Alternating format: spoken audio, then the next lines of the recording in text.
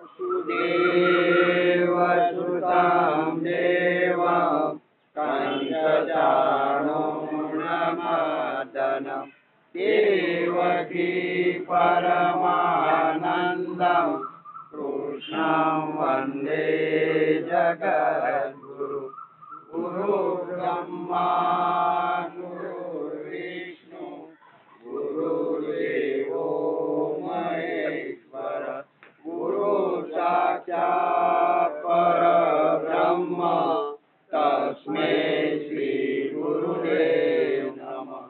नारायणं नमस्कृत्यं नरं चैव नरोत्तमं देवीं सरस्वतीं व्यासं ततो जयमुदीरये ततो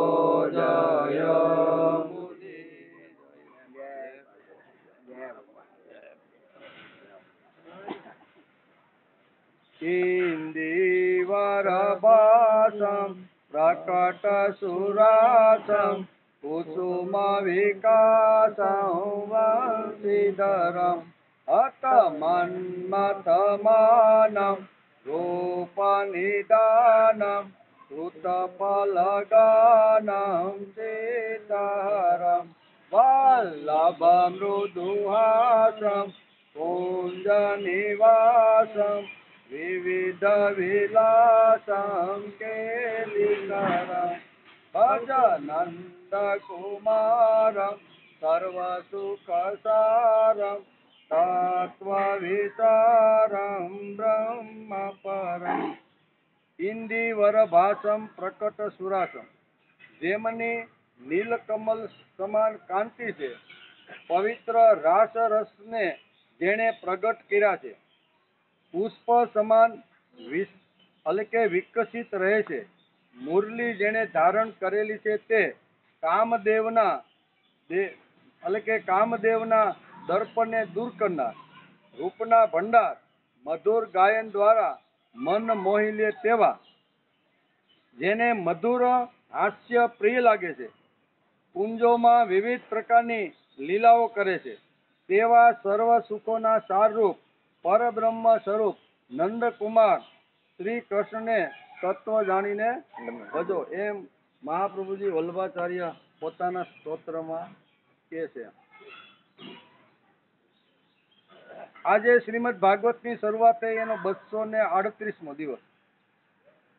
ગઈકાલે આપણે 10મા સ્કંદના 82ના અધ્યાયને નમસ્કાર કર્યા। ભગવાન દ્વારકામાં નિવાસ કરી રહ્યા હતા અને પ્રલય કાળે જેવું સર્વગ્રાસ સૂર્યગ્રહણ જ્યારે જ્યોતિષી પાસેથી સાંભળ્યું ત્યારે એમણે નક્કી કર્યું કે આપણે થોડા સમય માટે આપણે પવિત્ર જગ્યા ઉપર જાય। તેથી બધા યાદવો મોટા ભાગના જે યાદવો હતા એ બધા કુરુક્ષેત્રની અંદર આવે છે। કુરુક્ષેત્રની અંદર ઘણા બધા રાજાઓ પણ ત્યાં આવેલા હોય છે। બધા ઋષિઓ વૈશંપાયનથી શરૂઆત કરી અને વેદવ્યાસ સહિત બધા જ પ્રકારના ઋષિઓ ત્યાં આવ્યા હતા। રાજાઓ પણ આવ્યા હતા। હસ્તિનાપુરથી પિતામહ ભીષ્મ દ્રોણાચાર્ય અને આ બધા ત્યાં આવેલા હતા અને બધા હળે મળીને ખૂબ સારી રીતે આવી રીતના બધા રહેતા હતા। એનો આપણે ગઈકાલે વિચાર કર્યો। યુધિષ્ઠિર પછી અહીંયા બહુ સરસ રીતે અહીંયા દ્વારકાના જે અધિપતિ જે સંરક્ષણ પ્રધાન હતા એને બહુ સરસ રીતે અક્રૂરજીને વાત કરે છે કે તમે ખૂબ જ ભાગ્યશાળી તો એનો પણ વિચાર કર્યો કે જે આખા વિશ્વંભર જે છે એ તમારા દ્વારકાની નગરીમાં વિષ્ણુનું જે રૂપ છે ભગવાન કૃષ્ણ એ જ પણ અત્યારે વસી રહ્યા છે। આવી બધી વાત યુધિષ્ઠિરે કરી તમે બધા ભાગ્યશાળી છો। ત્યાર પછી કુંતા માતા અત્યારે શું છે વસુદેવને કહે છે કે તમે મારું આટલું મોટું દુઃખ મને પડ્યું પણ તમે ક્યારેય મારી સંભાળ લેવા આવ્યા નહીં। ત્યારે પછી બીજી વાર પાછા કુંતા માતા કહે છે કે આ બધું તો કર્મને આધીન છે। વસુદેવજી પણ એને આશ્વાસન આપે છે કે કઠપુતળીને જેમ પાછળ ઉભેલો કલાકાર જેમ નચાવે છે એમ ભગવાન આપણને સુખ દુઃખ બંનેને તમને પણ આપે મને પણ આપે છે, બરોબર ને? આમ કરી અને થોડુંક આશ્વાસન આપે છે. અને ત્યાર પછી અહીંયા ગોપીઓની જોડે ભગવાન કૃષ્ણ ઘણા સમયથી મળ્યા નથી, એટલે ગોપીઓને કહે છે કે ભાઈ સગા સંબંધી અને કુટુંબીના માટે હું કહેવાય ગોકુળ છોડી અને હું ત્યાં આવ્યો, દ્વારકાની અંદર આવી અને મારે ઘણા મોટા કામ કરવાના હતા. મોટા મોટા અસુરો જે સમાજને નુકસાન કરતા હતા એને બધાને મારવાના હતા, કંઠસ્થાન આપવા. તેથી હું તમને મળી શક્યો કે તમારી જોડે વાતચીત કરી શક્યો નહીં. તમે તો મને ભૂલી નથી ગયા ને, આવી બધી વાતો કરે છે. ત્યાર પછી અહીંયા યશોદા રાણીને અહીંયા કોણ મળે છે? દેવકી અને રોહિણી. એ બંને અહીંયા મહારાણી અત્યારે યશોદા પાસે આવે છે અને યશોદાને બે હાથ જોડીને આ બંને કહે છે કે તમે તમારો ખૂબ જ અમારા ઉપર ઉપકાર છે. જ્યારે કૃષ્ણનો જન્મ થયો ત્યારે વસુદેવ ટોપલામાં નાખીને તમારે ત્યાં થાપણ તરીકે કૃષ્ણને મૂકી ગયા. રોહિણી પણ કહે છે કે મારા બાળકને તમે ઘણા વર્ષો સુધી તમે સંભાળ્યો છે અને આ ખરા માતા પિતા તો અમારા બંને બાળકોના તમે જ છો. આમ કરી અને કૃતજ્ઞતા વ્યક્ત કરે છે. ગોપીઓને મળે છે અને ગોપીઓને છેલ્લે કહે છે કે તમે ગૃહસ્થી છો અને ગૃહસ્થી હંમેશા કામની અંદર એટલા તરબોળ હોય છે, તેથી તમે વારંવાર મારું સ્મરણ કરી શકશો નહીં, પણ હું તમારા બધાના હૃદયમાં આવીને સ્થિર થઈને વસ્યો છું, તેથી હું તમને ન ભૂલું અને તમે મને ન ભૂલો. આવી રીતના આશીર્વાદ લઈ અને આ અધ્યાયને આપણે ગઈકાલે નમસ્કાર કર્યા. આજે આપણે રાણીઓ સાથે દ્રૌપદીની વાતચીત. શ્રી શુક ઉવાચ. ના ગરમી થાય ભાઈ. તથા અનુગ્રોય ભગવાન ગોપીનામ સ ગુરુર્ગતિ યુધિષ્ઠિરમથામૃતં સર્વાસ સુરદો વયમ ત એવં લોકનાથેન પરિપૃષ્ટા સુસુકૃતા પ્રત્યુર્યુદ મનસસ્ત પાદે સાહંસતા સત. શ્રી સુખદેવજી મહારાજ કહે છે કે હે રાજા પરીક્ષિત, ગોપીઓને ઉપદેશ આપનારા પણ ભગવાન શ્રી કૃષ્ણ છે અને તે ઉપદેશ દ્વારા પ્રાપ્ત થનાર તત્વ પણ તે જ છે. ઉપદેશ આપ્યો તે પણ ભગવાન છે અને તત્વ પણ તે જ છે. આ પહેલા જે આપણે વર્ણન કર્યું છે, ભગવાન શ્રી કૃષ્ણે તેમના પર મહાન અનુગ્રહ કર્યો છે. હવે તેમણે ધર્મરાજ યુધિષ્ઠિર તથા બીજા બધા સંબંધીઓને કુશળ મંગલ પૂછ્યા. ભગવાન શ્રી કૃષ્ણના ચરણારવિંદમાં દર્શન કરવાથી તેમના બધા અમંગળ નષ્ટ થઈ ચૂક્યા હતા. હવે જ્યારે ભગવાન શ્રી કૃષ્ણે તેમનો સત્કાર કર્યો, કુશળ મંગળ પૂછ્યા, ત્યારે તેઓ બહુ આનંદિત થઈને તેમને કહેવા લાગ્યા કે હે ભગવાન, મોટા મોટા મહાપુરુષો મનથી જ આપના તે ચરણારવિંદના મકરંદનું પાન કરતા હોય છે. તેમના મુખકમળ દ્વારા આપની કથા રૂપે છલકતા તે અદ્ભુત દિવ્ય રસનું કોઈ પણ પ્રાણી પાન કરી લે તો તે જન્મ મૃત્યુના ચક્રાઓમાંથી નાખનારી અવિદ્યાને નષ્ટ કરી દેશે. તે જ રસને જે લોકો પોતાના કાનરૂપી પડિયામાં ભરીને પ્રેમથી પીવે છે, તેમનું અમંગળ કંઈ કરી શકતું નથી. અહીંયા યુધિષ્ઠિર જતા ભગવાન કૃષ્ણને બે હાથ જોડીને કહે છે કે તમારી કથા અથવા તમારું જે ચરિત્રનું જે ગાન કરે છે એનું અમંગળ ક્યારેય થતું નથી. અમંગળ કરનાર જે આવે છે, પણ તમે આવી રીતના હોવાથી એટલે કે તમારી કથાઓનું જે ગાન કરે છે, જે સાંભળે છે, એનું અમંગળ પણ કાંઈ કરી શકતું નથી. એમ કે હે ભગવાન, આપ એકરસ જ્ઞાન સ્વરૂપ અને અખંડ આનંદના સમુદ્ર છો. બુદ્ધિયુક્ત ત્રણેય અવસ્થાઓ જાગ્રત, સ્વપ્ન અને સુષુપ્તિ આપના સ્વયં પ્રકાશ સુધી પહોંચી શકતી નથી, દૂરથી જ નષ્ટ થઈ જાય છે. આપ પરમહંસોની એકમાત્ર ગતિ છો. સમયના પ્રભાવને લીધે વેદોનો હાસ થતો જોઈને તેમની રક્ષા માટે તમે આ પૃથ્વી ઉપર જન્મ ધારણ કર્યો છે. વેદ રૂપી જે ઋચાઓ હતી એ ઋચાઓ ધીમે ધીમે સમાજમાંથી નષ્ટ થઈ રહી હતી. એ વખતે તમે વિષ્ણુ ભગવાનના અંશરૂપી તમે માનવ શરીર ધારણ કરીને તમે આ જગતની અંદર આવ્યા તો એમ યુધિષ્ઠિર બે હાથ જોડી કુરુક્ષેત્ર મેદાન છોડતા પહેલા ભગવાનને મળી અને આ બધું એને સમજાવે છે કે તમે તો આવી રીતના વિષ્ણુનું રૂપ માંથી તમે માનવ રૂપ ધારણ કરીને વેદનો જે નાશ અથવા નષ્ટ થઈ રહેતો હતો તેને સંભાળવાનો તમે માનવ રૂપે પ્રયત્ન કર્યો છે એમ અત્યારે યુધિષ્ઠિર કહે છે.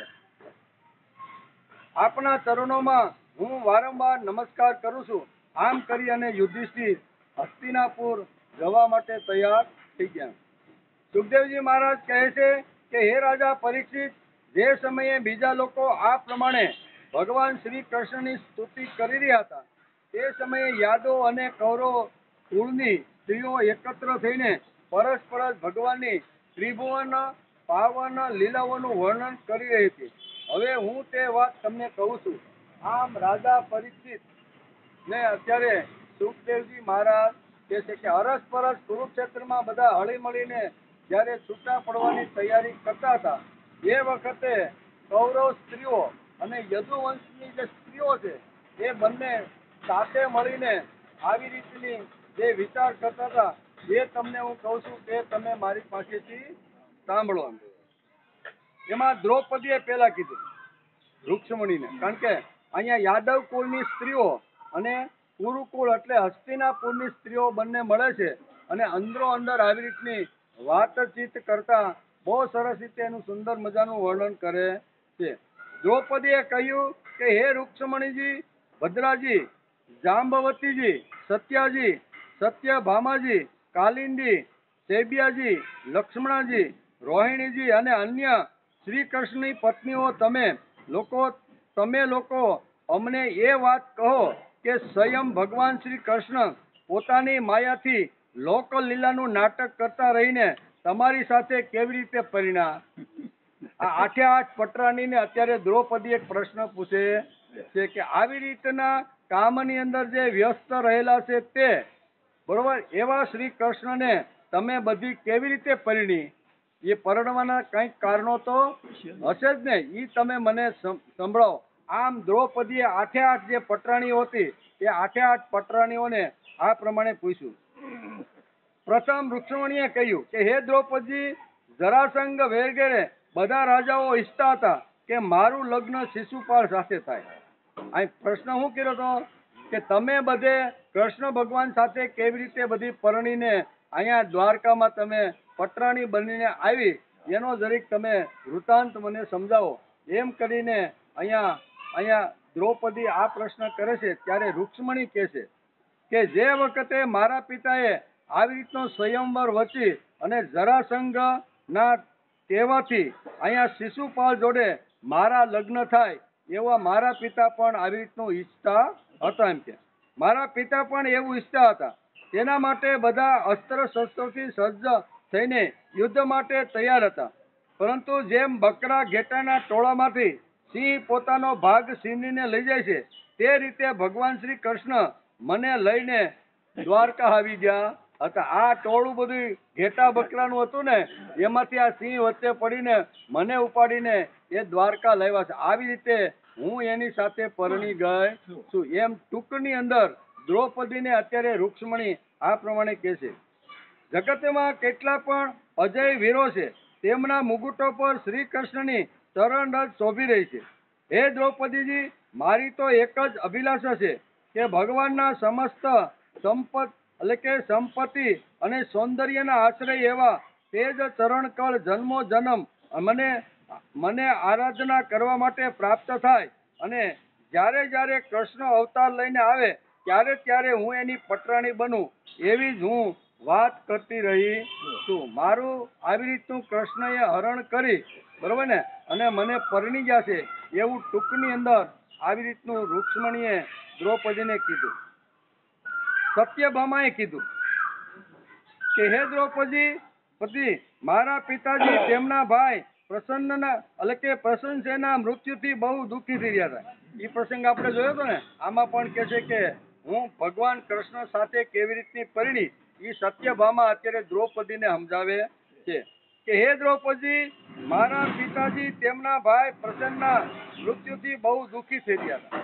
પ્રસન્ન જંગલની અંદર ગયો તો, બરોબર ને, અને પછી વાઘે એને ફાડી ખાધો અને કૃષ્ણ ઉપર એનું આળ નાખવામાં આવ્યું. આ પ્રસંગ આપણે આગળ જોયો હતો, બરોબર ને, કે સત્યભામાનું લગ્ન કૃષ્ણની સાથે કેવી રીતે થયું, એના પિતાએ કૃષ્ણને શા માટે આ સત્યભામાનો હાથ સોંપ્યો એનું વર્ણન આગળ આપણે પણ જોયું હતું. પણ દ્રૌપદી આ પ્રશ્ન કર્યો, દ્રૌપદીને ખબર હતી નહીં કે અહીંયા તમે શા માટે કે કૃષ્ણની સાથે પરણીને તમે અહીંયા દ્વારકામાં આવ્યા છો. એના જવાબમાં કહેશે કે હે દ્રૌપદી, મારા પિતાજી તેમના ભાઈ પ્રસન્ન, તેથી તેમણે હત્યાનું કલંક ભગવાન ઉપર લગાડ્યું કે મારો ભાઈ જે આવી રીતનો જે પ્રસન્ન આવી રીતનો સ્વયં તક મણી લઈને ગયો તો જંગલની અંદર, અને જંગલની અંદર ભગવાન કૃષ્ણ એને મરાવી અને સ્વયં તક મણી એને પોતે જ લઈ લીધો. આવું આળ એના ઉપર ચડાવ્યું હતું. તે કલંકને દૂર કરવા માટે ભગવાને વૃક્ષરાજ જાંબ ઉપર વિજય પ્રાપ્ત કરીને તે મણીને લાવીને મારા પિતાજીના હાથની અંદર આપી દીધો. આમ અત્યારે સત્યભામા કહે છે કે મારા પિતાજીએ કૃષ્ણ ઉપર જે આ ચોરીનો કલંક અથવા આળ લગાડ્યો હતો, કૃષ્ણ ભગવાનથી આ સહન થયું નહીં. એને જોયું કે આ મેં કૃત્ય કર્યું તો નથી, કરનાર કોણ છે. જંગલમાં ગયા, બધા સગડ ઉપર ગયા, બધું જોયું અને એને આવી રીતના જાંબવનના સગડ પણ જોયા. જાંબવન પાસે આવી 27 દિવસ યુદ્ધ કરી અને પછી એની પાસેથી સ્વયં તક મણી લઈ અને જાંબવંતી નામની એની જે કન્યા હતી ને એ પણ એને પધરાવી દીધી. આ બધું અત્યારે દ્રૌપદીને સત્યભામા કહે છે. એટલે કે મણી લાવીને પિતાજીને આપી દીધો. ત્યારે મારા પિતાજી મિથ્યા કલંક મૂકવાના કારણે ડરી ગયા કે મેં તો આ ખોટું મિથ્યા કલંક લાગ્યું, ચોરીનો આરોપ મેં તો ખોટો મૂક્યો હતો, ચોરી કરનાર બીજો અને મેં તો કૃષ્ણ ઉપર આરોપ મૂક્યો હતો.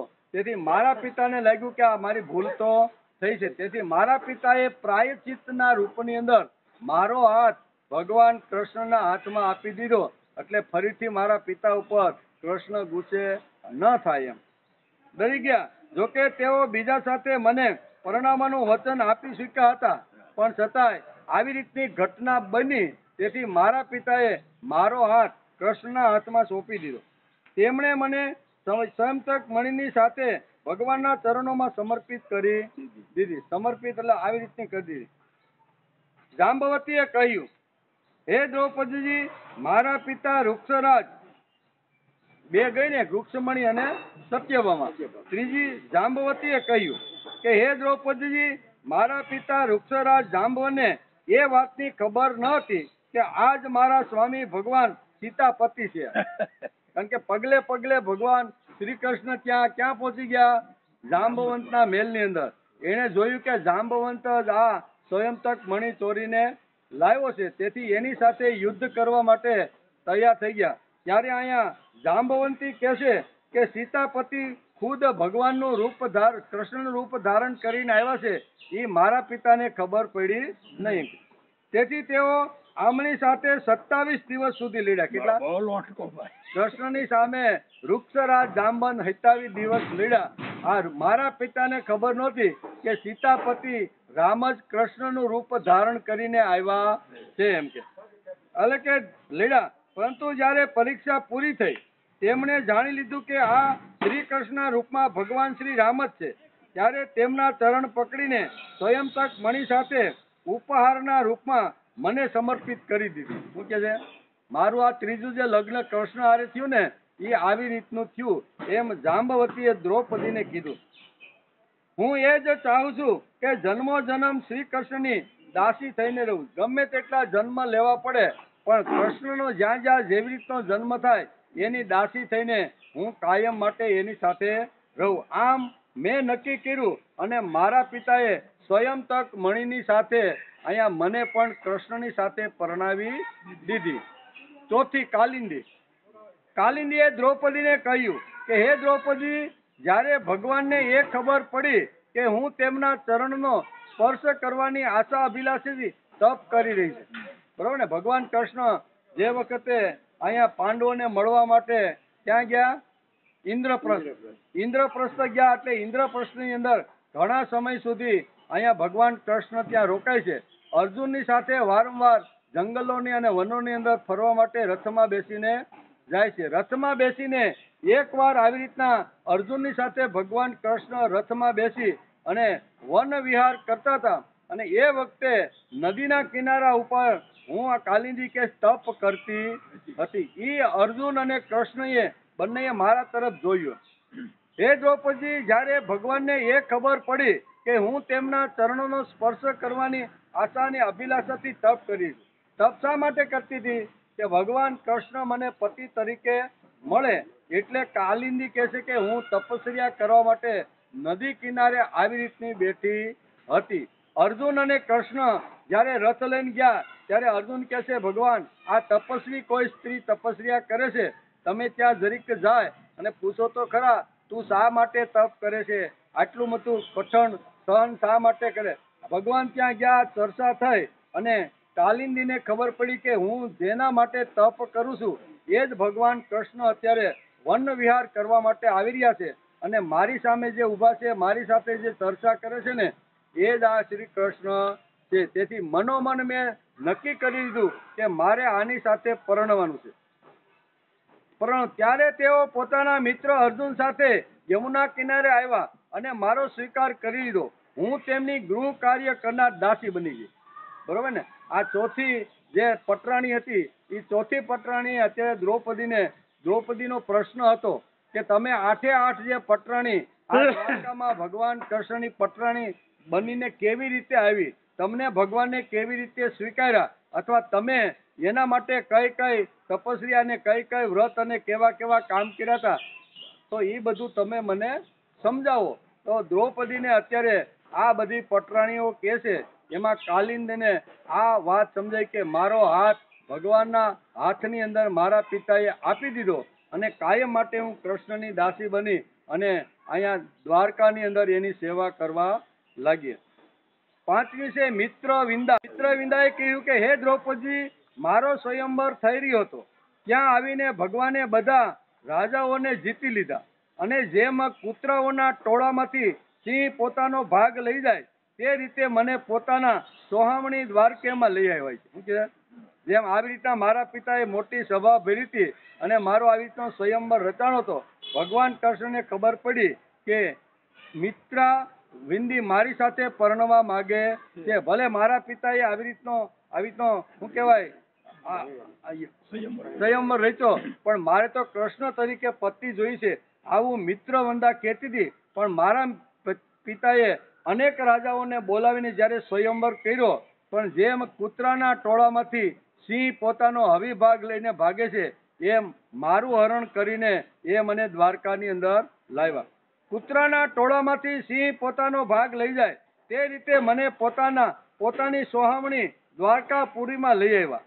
મારા ભાઈએ પણ મને ભગવાન પાસેથી છોડાવીને મારું અહિત કરવા ઈચ્છ્યું હતું, પરંતુ ભગવાન આગળ તેમને પણ નીચું જોવું. મારા ભાઈએ મને છોડાવવા માટે ઘણો પ્રયત્ન કર્યો. હું જ્યારે રથમાં બેસીને કૃષ્ણની સાથે જ્યારે દ્વારકામાં મારું હરણ કરીને જતા હતા એ વખતે મારા ભાઈએ મને છોડાવવા અથવા મને પાછી લેવા માટે ઘણો બધો પ્રયત્ન કર્યો, પણ કૃષ્ણની સાથે મારા ભાઈનું કાંઈ ગજુ ચાલ્યું નહીં અને હું દ્વારકાપુરીમાં આવી ગઈ અને સુંદર રીતે ભગવાન કૃષ્ણની દાસી બની અને હું આવી રીતની સેવા કરવા લાગી.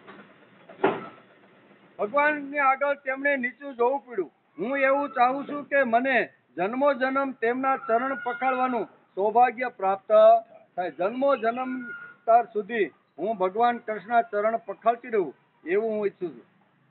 પછી સત્યાએ કહ્યું કે હે દ્રૌપદીજી, મારા પિતાએ મારા સ્વયંવરમાં આવેલા રાજાઓના બળ પરાક્રમની પરીક્ષા માટે બહુ બળવાન અને પરાક્રમી તીક્ષ્ણ શિંગડાવાળા 7 સાંઢ રાખી દીધા હતા. કેવા?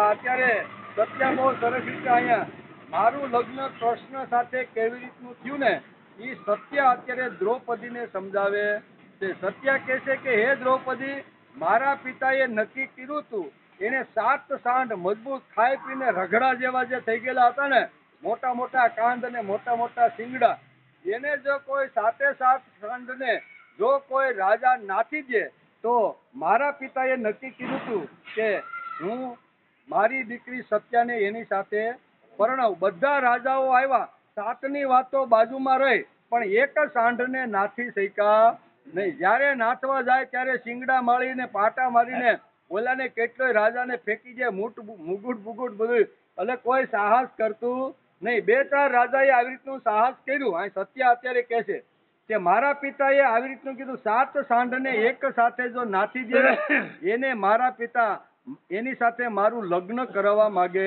છે. બધા રાજાઓ તો મરડતા બધા આવ્યા કે હવે આવું તો હું કે હજારો આવી રીતના મોટા મોટા યોદ્ધાઓને અમે ખતમ કરી નાખ્યા છે, હવે આવા પશુને નાથો એટલે હું આમ મૂસું મરડી. અને ઘણીવાર ઘણા રાજાઓ ત્યાંથી ઊભા થઈને આવે છે, પણ જ્યારે સાંઢને પકડે છે ત્યારે શિંગડાથી એટલો એને ઉછાળે છે કે બીજી વાર આવવાનું નામ લેતો નથી. એકના હાડકા તૂટે, બીજાનું મસ્તક તૂટે, ત્રીજાનો ટાટિયો તૂટે.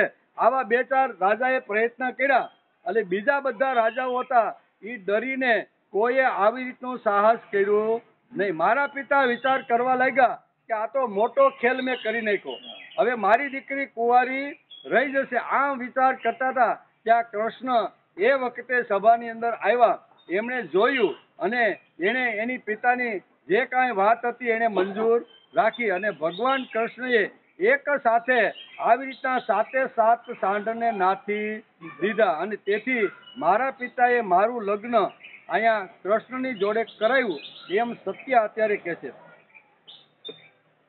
એટલે કે મોટા મોટા બળવાનોનો ગર્વ ઉતારી નાખ્યો. તેમને ભગવાને નાના નાના છોકરાઓ બકરીના બચ્ચાને પકડી લે તેમ અનાયાસે નાથીને બાંધી દીધા. નાના બાળકો જેમ બકરાને જેમ નાથે ને એમ ભગવાન કૃષ્ણએ 7 સાંઢને નાથી દીધા. આ પ્રમાણે ભગવાન બળ અને પરાક્રમ દ્વારા મને પ્રાપ્ત કરીને ચતુરંગીની સેના અને દાસીઓ સાથે મને દ્વારકામાં લઈ આવ્યા. રસ્તામાં જ ક્ષત્રિયોએ વિઘ્ન ઉપસ્થિત કર્યું, તેમને પણ જીતી લીધા. આ બધા જે રાજાઓ જે પરાજિત થયા હતા, સાંઢને નાથી નહોતા શક્યા તે, અને જેને પરાક્રમથી જવાનો પણ પ્રયત્ન કર્યો નહોતો તે શાંતિથી બેઠા હતા. ઈ કે આવી રીતનો કાળિયો ઈ કે લઈને જાય થોડું હાલ. એટલે રસ્તાની અંદર બધા રાજાઓ આવી રીતના અહીંયા સત્યાને પરણવા માટે અથવા એની સાથે લગ્ન કરવા માટે બધાએ યુદ્ધની તૈયારી કરી. ભાગવતકાર વેદવ્યાસ લખે છે, સુખદેવજી મહારાજ અત્યારે રાજા પરીક્ષિતને કહે છે, દ્રૌપદીએ જે પ્રશ્ન પૂછ્યો કે તમે અષ્ટપટરાણી થઈ અને દ્વારકામાં કેવી રીતે આવી, તમારું પાણી ગ્રહણ ભગવાને કેવી રીતે કર્યું, શા માટે કર્યું, અને કરતી વખતે કેવા કેવા વિઘ્નો એને નડ્યા હતા, આ બધો વૃત્તાંત તમે વિસ્તારથી મને સમજાવો.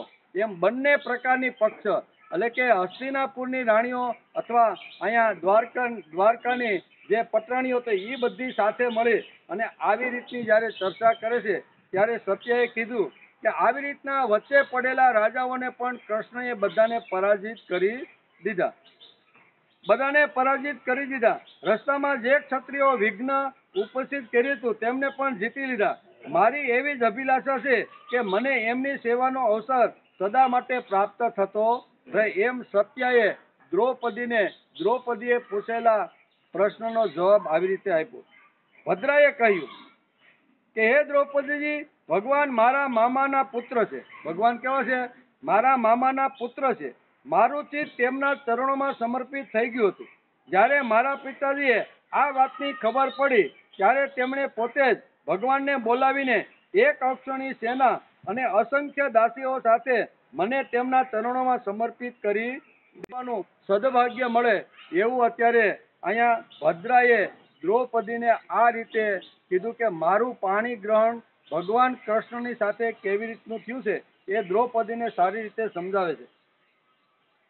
પછી છે લક્ષ્મણાએ કહ્યું કે હે રાણીજી, દેવર્ષિ નારદજી વારંવાર ભગવાનના અવતાર અને લીલાઓનું ગાન કરતા રહે છે.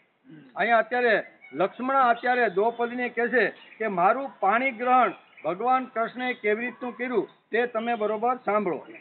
હે રાણીજી, દેવર્ષિ નારદજી વારંવાર ભગવાનના અવતાર અને લીલાનું ગાન કરતા રહે છે. તે સાંભળીને અને એવું વિચારીને કે લક્ષ્મીજી સમસ્ત લોકપાલનો ત્યાગ કરીને ભગવાનને વર્યા છે. તેથી મારું ચિત્ત ભગવાનના ચરણોમાં સદાને માટે આસક્ત થઈ ગયું છે. એમ દરેક પટરાણી પોતાનો જે રીતે ભગવાન સાથેનું પાણી ગ્રહણ કર્યું એમ રૂક્ષ્મણીથી શરૂઆત કરી અને લક્ષ્મણા સુધીની બધી જ પટરાણીઓએ દ્રૌપદીને પોતાનું પાણી ગ્રહણ ભગવાનની સાથે કેવી રીતનું થયું એવા અલગ અલગ જે કાંઈ ઘટનાઓ પ્રસંગો બન્યા હતા એ બધી પટરાણીઓએ અહીંયા દ્રૌપદીને સમજાવ્યા. હે સાધ્વી મારા પિતા, લક્ષ્મણા કહે છે આગળ કે હે સાધ્વી મારા પિતા બૃહસ્સેન મારા પર બહુ પ્રેમ રાખતા હતા. બૃહસ્સેનની દીકરી હતી. જ્યારે તેમને મારી ઈચ્છાની જાણ થઈ ત્યારે તેમણે મારી ઈચ્છા પૂર્ણ કરવા માટે આ ઉપાય કર્યો. હે મહારાણી દ્રૌપદી, જે પ્રમાણે પાંડવવીર અર્જુનની પ્રાપ્તિ માટે તમારા પિતાજીએ સ્વયંવરમાં મત્સ્યવેદનું આયોજન કર્યું હતું. કારણ કે દ્રૌપદીને પરણાવવા માટે મત્સ્યવેદનું આયોજન દ્રુપદ રાજાએ કર્યું હતું. એનો પ્રસંગ યાદ કરાવી અને લક્ષ્મણા અત્યારે અહીંયા દ્રૌપદીને કહે છે કે જે રીતે તમારું આવી રીતનું શું કહેવાય મત્સ્યવેદ કરીને તમે જે મત્સ્યવેદ કરે એના ગળામાં હાર પહેરાવીને એની સાથે તમે આવી રીતનું જીવન ગાળો એવું મારા પિતાએ જે નક્કી કર્યું હતું એવી જ ઘટના મારા પ્રસંગમાં બની છે. એમ અત્યારે લક્ષ્મણા અત્યારે દ્રૌપદીને કહે છે. હે મહારાણી દ્રૌપદી, જે પ્રમાણે પાંડવવીર અર્જુનની પ્રાપ્તિ માટે તમારા પિતાજીએ સ્વયંવરમાં મત્સ્ય વેદનું આયોજન કર્યું હતું તેવું મારા પિતાજીએ પણ કર્યું. મારા પિતાએ પણ આમ કર્યું. આપના સ્વયંવરથી અમારે ત્યાં થોડી ભિન્નતા હતી, થોડી અલગ અલગતા હતી, થોડી ભિન્નતા હતી. તે કે મત્સ્ય બહારથી ઢાંકેલો હતો. તમારે ત્યાં કુંડાળામાં ફરે ને એના સામું જોઈને ઉપર બાણ મારી અને તમને જ્યારે અર્જુને પ્રાપ્ત કરી ત્યારે આ ઘટના અહીંયા આ શરત અહીંયા મૂકેલી હતી. પણ મારા પિતાએ કાંઈક થોડીક એના કરતાં અલગ શરત મને કોઈ પ્રાપ્ત કરી જાય એના માટે મારા પિતાએ કંઈક અલગ મૂકેલી હતી. મત્સ્ય બહારથી ઢાંકેલો હતો. કેવો? મારા પિતાએ મત્સ્ય બહારથી ઢાંકેલો હતો, માત્ર જલમાં તેને પડછાયો દેખાતો હતો. જ્યારે આ સમાચાર રાજાઓને મળ્યા ત્યારે બધી બાજુથી તમામ અસ્ત્ર શસ્ત્રના તત્વજ્ઞ હજારો રાજાઓ પોતપોતાના ગુરુઓની સાથે મારા પિતાની રાજધાનીમાં આવ્યા કે અમારે પણ અત્યારે લક્ષ્મણાની સાથે લગ્ન કરવાના તે અમે પણ મત્સ્યવેદ કરીને અમે લક્ષ્મણાને પ્રાપ્ત કરી લઈશું. આવો વિચાર કરીને દેશ દેશના બધા જ રાજાઓ ત્યાં અત્યારે ગુરુઓની સાથે રાજધાનીમાં આવ્યા. મારા પિતાજી ને આવેલા બધા જ રાજાઓનો બળ પરાક્રમ અને અવસ્થા પ્રમાણે સારી રીતે આગતા સ્વાગતા કરી. જે રાજા આવ્યા એને બધાને સારી રીતે સંભાળ્યા. તે લોકોએ મને પ્રાપ્ત કરવાની ઈચ્છાથી સ્વયં રસ સભામાં રાખેલા ધનુષ્ય બાણ ઉઠાવ્યા. તેમાંથી કેટલાક રાજા તો ધનુષ્ય પર પ્રપંચતા પણ ચડાવી શક્યા નહીં. જેમ દ્રૌપદીના સ્વયંવરની અંદર જે ઘટના ઘટી હતી એવી જ અહીંયા એવી જ વાત અહીંયા લક્ષ્મણા કહે છે. બાણ ઉઠાવ્યા તેમાંથી કેટલાક રાજા તો ધનુષ્ય પર પ્રત્યંશા ચડાવી ન શક્યા. તેમણે મનુષ્યને યથાવત મૂકી દીધું. કેટલાકે ધનુષ્ય દોરીને એક બાજુથી બાંધીને બીજા છેડા સુધી ખેંચી તો લીધી, પરંતુ તેઓ બીજા છેડે તે બાંધી શક્યા નહીં. તેમના હાથમાંથી ધનુષ્ય સટકવા લાગ્યા, તે જાતે પડી ગયા. હે રાણીજી દ્રૌપદીજી, મોટા મોટા પ્રખ્યાત શૂરવીરો જેવા કે જરાસંઘ, અંબક નરેશ, શિશુપાલ, ભીમસેન, દુર્યોધન અને કર્ણ એ લોકોએ પ્રત્યંશા તો ચડાવી લીધી, પરંતુ તેઓ મત્સ્યની સ્થિતિ જાણી શક્યા. કારણ કે ઢાકેલી હતી એટલે મત્સ્યની સ્થિતિ એ જાણી શક્યા નહીં. પાંડવી અર્જુને જલમાં તો તે માછલીનો પડછાયો જોઈ લીધો હતો. એ પછી જાણી લીધું કે તે ક્યાં છે. બહુ જ સાવધાનીથી તેમણે બાણ છોડ્યું પણ ખરું, પરંતુ તેમનાથી લક્ષણ વેદ ન થયો. તેમની બાજુમાં થઈ અને આ બાણ સ્પર્શ કરીને જતું વેદ થઈ શક્યો ને અર્જુને પણ છોડ્યું પણ બાજુમાંથી એ બાણ જતું રહ્યું. હે રાણી દ્રૌપદીજી, આ પ્રમાણે મોટા મોટા અભિમાનીનું માન મર્દન થઈ ગયું. બધા અભિમાની રાજા કહેતા હતા કે અમે લક્ષ્મણને પ્રાપ્ત કરીને જ પાછા રાજધાનીમાં આવશું. આવી મૂછું મરડતા એ રાજધાનીમાં આવ્યા. કોઈએ અહીંયા પ્રત્યંચા ચડાવી, કોઈએ ન ચડાવી, કોઈએ અડધે સુધી ચડાવી, પણ એ ધનુષને ઉપાડી શક્યા ને. આવી અનેક પ્રકારની ઘટનાઓ ઘટી.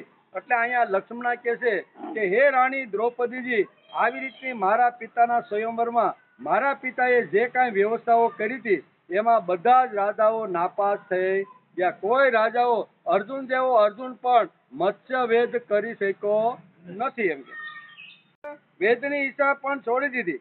ત્યારે ભગવાને ધનુષ્ય ઉઠાવીને એ સભાની અંદર કૃષ્ણ મારા પતિ જે બન્યા ને, હું જેની પટરાણી અત્યારે સૌ ને, ઈ કૃષ્ણ સભાની અંદર બેઠા હતા. એને જોયું કે મોટા મોટા મહારથીઓ પણ જે કામ કરી શક્યા નથી તે કામ તો હું ઘડીના છઠ્ઠા ભાગમાં અહીંથી ઊભા થયા ભેગા કરી. એમ કરી અને અહીં કહે છે કે ભગવાન ધનુષ્ય ઉઠાવીને રમતમાં જ અનાયાસે તેના પર પ્રત્યંચા ચડાવી લીધી. બાણ સાધીને જલમાં માત્ર એકવાર માછલીનો પડછાયો જોઈને બાણ માર્યું. ત્યાં તેણે નીચું પાડી દીધું. તે સમય બરાબર મધ્યાહનનો સમય હતો. સર્વ અર્થોને સિદ્ધ કરનારું અભિજીત મુહૂર્ત હતું. હે દેવીજી દ્રૌપદીજી, તે સમયે પૃથ્વી પર જય જયકાર થવા લાગ્યો અને આકાશમાં દુદુંબીઓ વાગવા લાગી. મોટા મોટા દેવતાઓ આનંદ વિવળ થઈને પુષ્પવૃષ્ટિ કરવા લાગ્યા. હે રાણી દ્રૌપદીજી, તે સમયે મેં રંગશાળામાં પ્રવેશ કર્યો. મારા પગમાં ઝાંઝર રૂમઝૂમ ભાગી રહ્યા હતા. મેં નવા અને ઉત્તમ રેશમી વસ્ત્રો ધારણ કર્યા હતા. મારા મસ્તકના કેસમાં પુષ્પમાળાઓ ગૂંથેલી હતી. લજાયુક્ત સ્મિત વદને સુવર્ણને ઉજ્જવળ રત્નમાળા હાથમાં લીધેલી હતી. હે રાણીજી દ્રૌપદી, તે સમયે મારું મુખ કમળ વાકડિયા વાળથી શોભી રહ્યું હતું. કપોલો પર કુંડળોની આભા પડવાથી તે પણ ચમકી રહ્યું હતું. મેં એકવાર મારું મુખ ઊંચું કરીને શીતળ હાસ્ય સહિત કટાક્ષો ભર્યા અવલોકનથી ચારે બાજુ રાજાઓને જોઈ લીધા.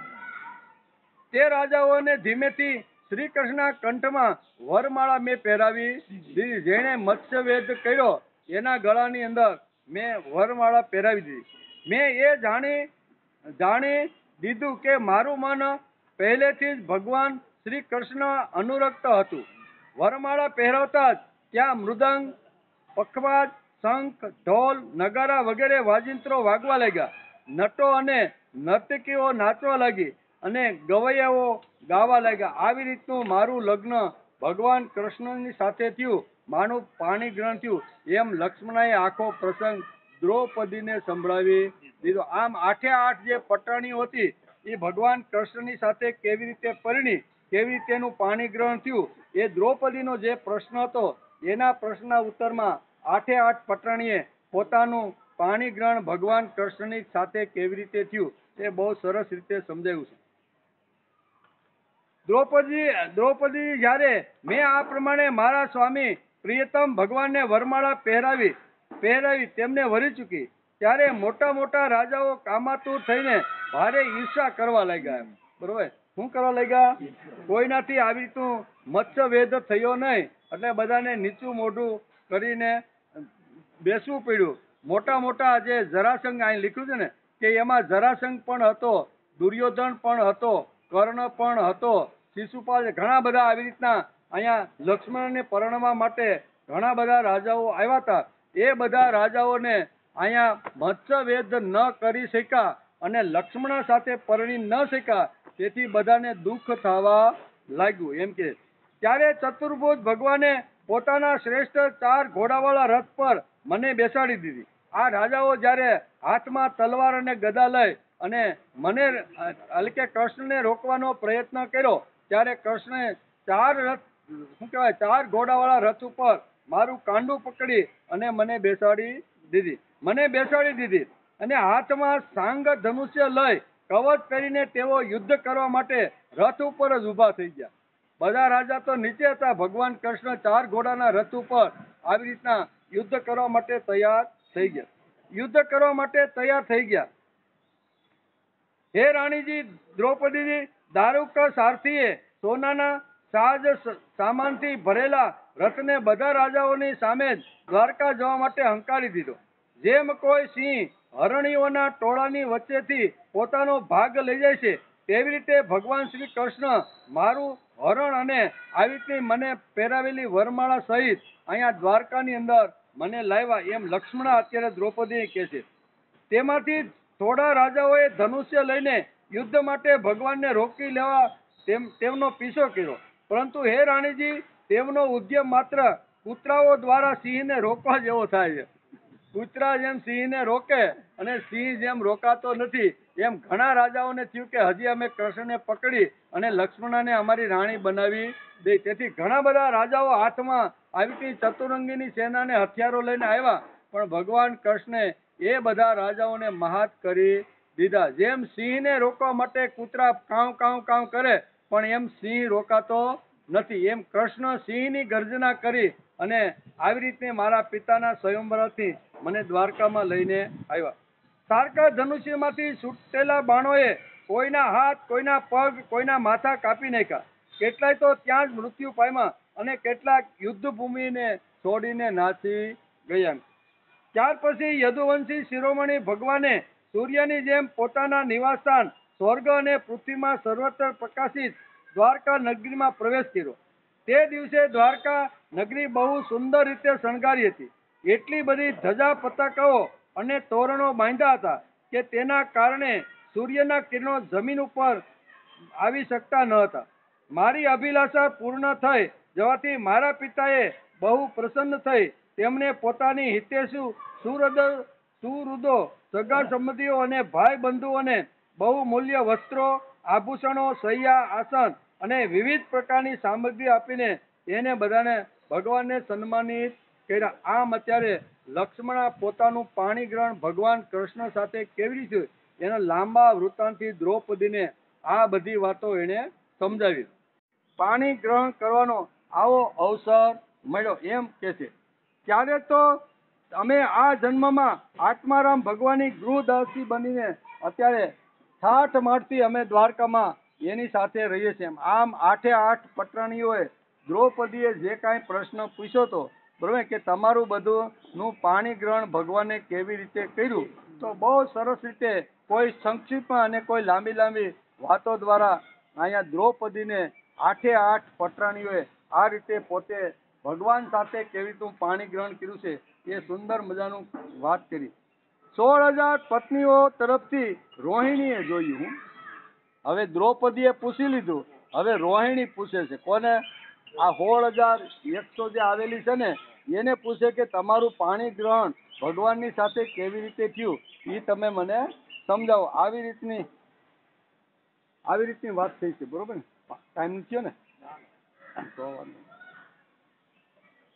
હવે રોહિણીને આ 16,100 જે રાણીઓ જે આવી હતી, અમે કેવી રીતે ભગવાન સાથે પાણી ગ્રહણ કર્યું એ અહીંયા વેદવ્યાસ લખે છે.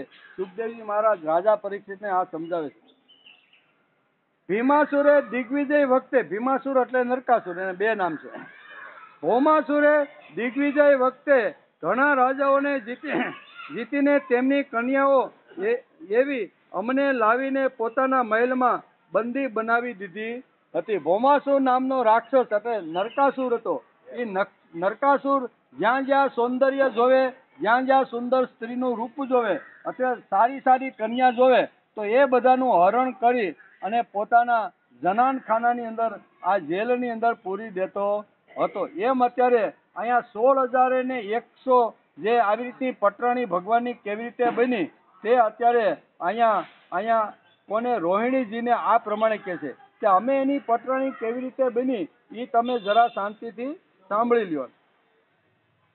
એટલે કે આવી રીતના સૌંદર્ય જોવે, જ્યાં જ્યાં આવી રીતની સ્ત્રીઓને જોવે ને એ બધી કન્યાઓને ઉપાડી અને પોતાના જનાન એટલે કે જેલખાનામાં પૂરી દેતો હતો. આમ અમારે 16,100 આવી રીતની કન્યાને ભૌમાસુરે આવી રીતે મહેલની અંદર અથવા જેલની અંદર આવી રીતની બંદીવાન બનાવી દીધી. ભગવાન કૃષ્ણની પાસે આ સમાચાર પહોંચ્યા. ભગવાનથી રહેવાનું નહીં કે ભગવાન કે આવી રીતનું સૌંદર્યનો જે શિકારી છે એને તો મારે ખલાસ કરવો જોઈએ, કારણ કે સૌંદર્યનો શિકારી તો જ્યાં જ્યાં સૌંદર્ય જોવે ને ત્યાં ત્યાં ભૌમાસુર આ સ્ત્રીને ઉપાડીને પોતાના રાખતો હતો. એટલે ભગવાન વિચાર કરે છે કે મારા એકલાથી આ કામ શક્ય નથી, તેથી સત્યવતીને સાથે લેશે અને સત્યભામાને સાથે લઈ અને આવી રીતના અહીંયા નરકાસુરના રાજ્યની અંદર આવે છે. નરકાસુરના રાજ્યની અંદર આવે છે. અહીંયા રોહિણીને અત્યારે 16,108 જે પટરાણી છે એ એને આ રીતે સમજાવે છે કે અહીંયા ભૌમાસુરે એવી રીતનો રાજમહેલ અથવા એવી રીતની નગરી બનાવી હતી કે કોઈ દુશ્મન અંદર દાખલ થઈ શકે નહીં. દાખલ થવા માટે તો ઘણી બધી એને કસરત અને મહેનત કરવી પડે. આવી રીતના જુદા જુદા દરવાજાની આગળ મોટી મોટી ખાઈની અંદર મોટું જબરદસ્ત પાણી ભરેલું અને આ બધાને આવી રીતનું આને ઓળંગીને કોઈ મહેલમાં આવી ન શકે એવી રીતની વ્યવસ્થા અહીંયા ભૌમાસુરે કરેલી હતી. પણ ભગવાન કૃષ્ણ જાણી ગયા એની માયાથી એને બધી રીતે અહીંયા અંદર પ્રવેશ થઈ અને એને જોયું કે ભૌમાસુર આ રીતની હજારો કન્યાઓને બંદીવાન બનાવીને બેઠો છે. અહીંયા ભૌમાસુર સાથે ભગવાન કૃષ્ણનું યુદ્ધ થયું અને એની અંદર આ નરકાસુર કે ભૌમાસુર માર્યો ગયો અને ભૌમાસુર માર્યા ગયા પછી ભગવાન કૃષ્ણ હંમેશા આવી રીતના અહીંયા નરક જેવું જે એનું જેલખાનું હતું એમાં અમને જે બંદીવાન બનાવી હતી ત્યાં ભગવાન કૃષ્ણ આવીને ઊભા થઈ ગયા. આ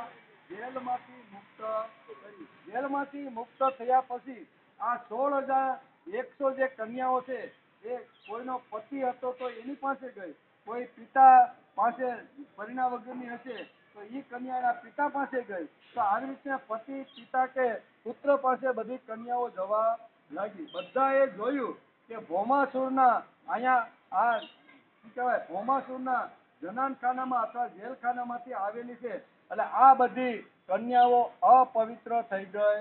અમે આનો સ્વીકાર કરી નહીં. આમ કરી અને રોહિણીજીને 16,100 આ જે કન્યાઓ છે એ અમને ભગવાન સાથે કેવી રીતનું પાણી ગ્રહણ થયું એનું આખો વૃત્તાંત અત્યારે સમજાવે છે. એટલે કે અમે બધી જ્યારે અમારા પિતાની ઘેરે પતિની પાસે ભાઈની પાસે ગયું ત્યારે બધાએ અમારો અનાદાર કરી દીધો. તમે તો આવી રીતની અપવિત્ર થઈ ગયેલી તો એક રાજા તમને હરણ કરીને લઈ જાય અને તમારું શિયળ ભંગ થાય એટલે હવે તમને અમે સ્વીકારતા નથી.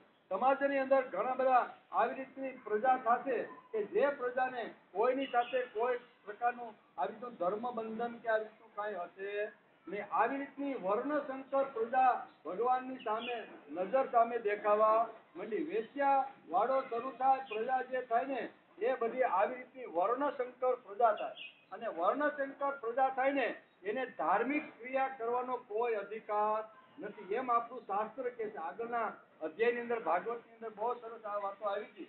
એમાં લખ્યું હતું કે જે વર્ણશંકર પ્રજા થાય છે ને એ કોઈ ધાર્મિક કાર્ય કરી શકે નહીં. ભગવાન વિચાર કરે છે કે આવી રીતનું સમાજમાંથી ધર્મનું કાર્ય જો નષ્ટ થઈ જશે તો ધર્મની રાજ્યની સ્થાપના કરવા માટે તો મારો અહીંયા જન્મ લેવો પડ્યો છે તો એમાં આ મોટું એક વિઘ્ન આવશે. તેથી અહીંયા 16,100 જે કન્યાઓ જે ફરિયાદ લઈને દ્વારકામાં ભગવાનની પાસે આવી હતી એ બધી કન્યાને કીધું કે તમે જાહેર જગતમાં ફરો અને તમને કદાચ ભાઈ ન અપનાવે, બરોબર, પતિ ન અપનાવે, પિતા તમારો સ્વીકાર ન કરે અને કોઈ રસ્તામાં પૂછે કે તમે કોની હાથમાં બંદૂક હોય ને ભરેલી બંદૂક એટલે હામો વાળો બીવે પણ ખાલી બંદૂક હોય તો બેય બીવે. જેની પાસે બંદૂક બેય બીવે.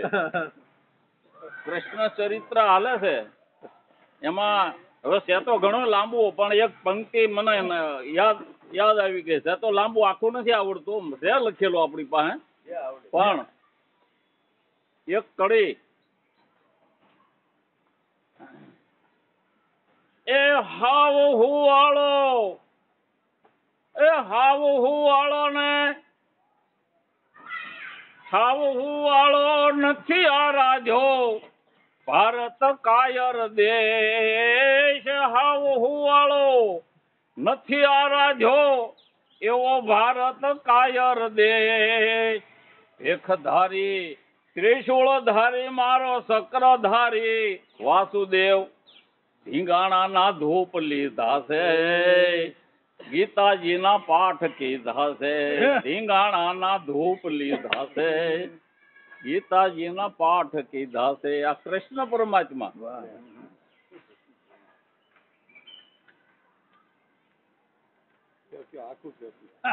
હે?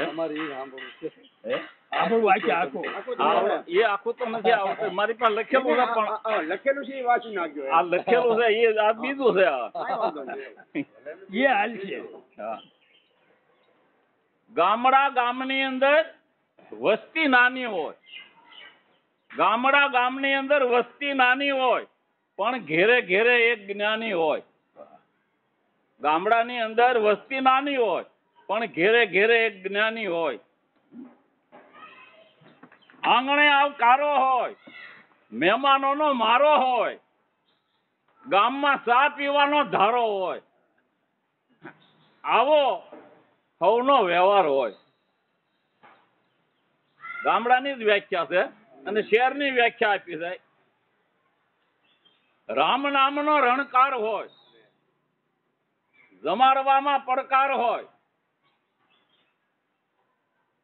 સત્સંગ મંડળી જામી હોય અને જો બેહે તો હવાર હામી હોય. હવાર સુધી હલે નહીં. બરાબર. પછી વહુ હાહુને ગમતા હોય, વહુ હાહુને ગમતા હોય, વહુને હાહુ ગમતા હોય, વહુને હાહુને એમ નહીં, વહુને હાહુ ગમતા હોય, ભેળા બેહીને જમતા હોય. ભૂલ થાય તો એકાબીજા નમતા હોય અને બોલવાની ક્ષમતા હોય. હા. છોકરા ખોળામાં રમતા હોય એવી માની મમતા હોય. ગૌઢિયા છોકરાઓને સમજાવતા હોય. કઈ રીતે સમજાવતા હોય? વાર્તા રે વાર્તા, ભાભો ઢોર સારતા, ચપટી બોર લાવતા, છોકરાને સમજાવતા. એક છોકરો રીસાણો, કોઠી આડું ભીસાણો, છોકરે રાડ પાડી, અર માડી. ગૌઢિયા છોકરાને સમજાવતા હોય, સોરે બેહીન રમાડતા હોય. સાચી દિશામાં વાળતા હોય, બાપનો બોલ હવ પાળતા હોય. આંખે ઓછું ભાળતા હોય, આંખે ઓછું ભાળતા હોય તોય ગઢિયા ગાડા પાછા વાળતા હોય. દેવ જેવા દાતાર હોય, રોજ હાકેની પ્રસાદી લાવે. દેવ જેવા દાતાર હોય, ભક્તિના રંગે રંગાતા હોય, પાંચમાં પૂછાતા હોય, મહેનત કરીને ખાતા હોય, પરબે પાણી પાતા હોય, પરબે પાણી પાતા હોય. પરબે આપણે ઉનાળો હોય તે દેહમાં પરબ બાંધે અને ગામના અવેડા કરે. એ શું કામ કરે છે?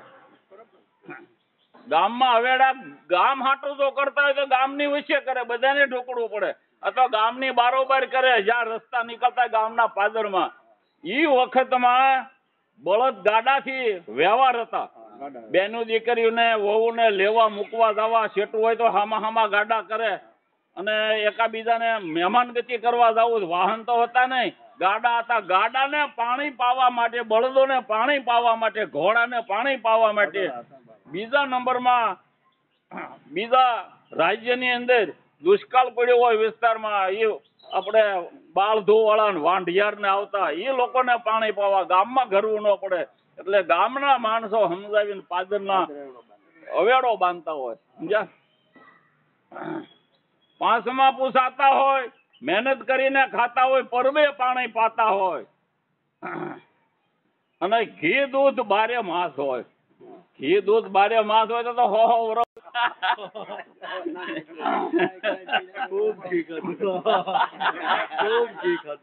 હા. મીઠી મધુર છાશ હોય, મીઠી મધુર છાશ હોય. રમઝટ બોલતા રાસ હોય. મોહન માજ્યો દેને માતાજી તારો કનૈયો માજ્યો દેને. નવરાત્રીમાં હા વાણીમાં મીઠાશ હોય, કાચા પાકા મકાન હોય, એમાં એક નાની એવી દુકાન હોય,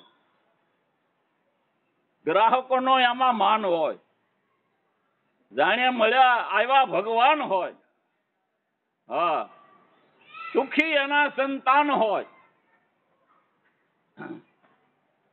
એક ઓસરીએ 4 મકાન હોય, ખુલ્લા ઘરના દ્વાર હોય, ખુલ્લા ઘરના દ્વાર હોય પણ પટારાની જે સાવી હોય એ ડોશીમાની કડ્યો હોય. પટારા તાળું મારી અને ડોશીમાં કડ્યો તાળું સાવી રાખતા હોય.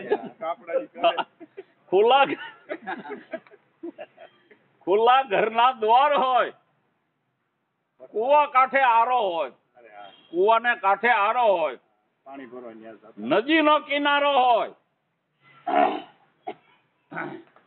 નદીનો કિનારો હોય, વહુ દીકરીનો વર્તાવો હોય.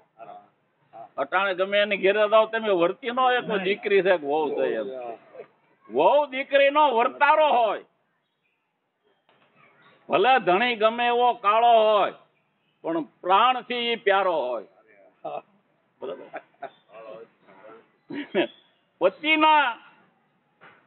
પતિવ્રતા નારી હોય, પતિના વચને ચાલતી હોય,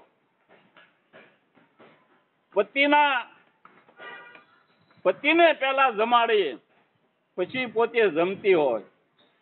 હમણાં દેહમાં ગયો તો ને કે આ તમે બધા વડીલો છો ને તો ભાગશાળી છો, થાંગો પાંગ તમે પાયરી ઉતરી ગયા છો, અને 1-2 ડોશીઓ છે અમુક આપણા એરિયામાં એ દુખી છે, એ સંભાળ્યા કરતા હોય દાદાને. અમુક ભાઈ છે એવા તો એ ડોશીમાં આવું નથી તો એને એ સંભાળતા હોય. એકાબીજાને એટલો બધો પ્રેમ ભાવ હતો. અને મેં કીધું તમે નાની ઉંમરના કે અમારી રીતે તમે વાત મૂકી દો. મેં કીધું સાંભળો, પેલાના વખતમાં જે મા બાપ નક્કી કરતા એ પ્રમાણે જ હાલતું, એના વિશ્વાસે હાલતું.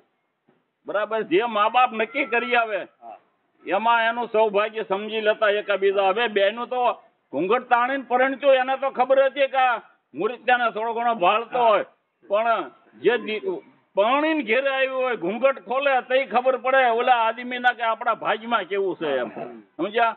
પણ માવતરી ભગવાન સમાન છે, ઈ જે નક્કી કરતા ઈ પ્રમાણે જ હાલતા. અને તમે આ 1.5 ડાયના થયા છો ને એમાં તમે હલવાના છો, અમે બંધ બાજીમાં હાલ્યા છીએ એટલે. અને તમે આ ખુલ્લી બાજીમાં હાલ્યા છો ને ઈ કે કરવું હું હવે ડેલી બાર પગ નથી મુકાતો પૂછ્યા વગર. મેં કીધું ધ્યાન રાખજો, એ ખાટલે પડ્યો એટલે પડ્યા એટલે પાટા હોતે ખાવાના છે તમારે, ધ્યાન રાખજો. કે એક ભાઈ તો ઈ કે કોણિયું તો અટાણથી મારે રસ્તા ઉપર છે.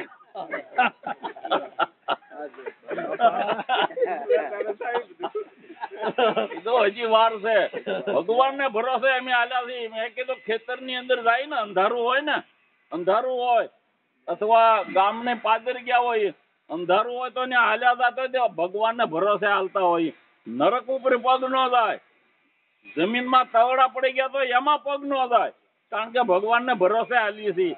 દિવસે હાલ્યા જતા હોય ને તો નરક ઉપર એ પગ થાય, પાણો ઠેસે સરે, તવડામાં પગ કરે, કારણ કે એ ભગવાન ભરોસો નથી, આપણે ભાળીએ છીએ.